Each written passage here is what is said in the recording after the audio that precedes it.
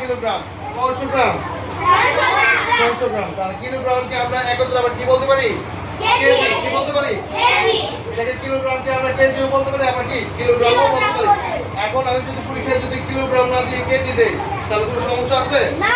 কারণ কিলোগ্রামে যে মান আসবে কেজিতেও কি ঠিক সেই মানে আসবে। এখন রোহান আরেকটা ব্যক্তি, সেও বাজারে গেছে। সে কোথায় গেছে?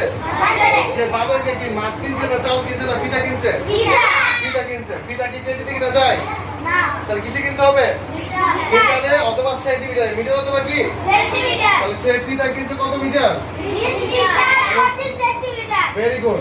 এখন আমাদের প্রশ্নটা কি বলছে যে উপরের তথ্যে কয়টি দ্রব্য কেনা হলো, মানে উপরে যে তথ্যটা আছে, এই যে একটা গেছে চাল কিনছে, একজন কিনছে ফিতা, সেটা উপরে যে তথ্য ছিল, উপরে তথ্য বলতে কি বুঝাইছে? যে প্রশ্ন যেটা দেওয়া আছে, প্রশ্ন যেটা দেওয়া আছে উপরের তথ্য অনুযায়ী কি কি কিনা হয়েছে বলো? ফিতা। তাহলে কয়টা জিনিস কিনছে? কয়টি জিনিস কিনছে?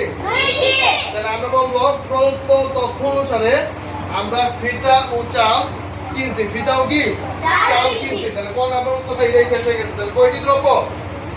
একটা নাকি দুটি নাকি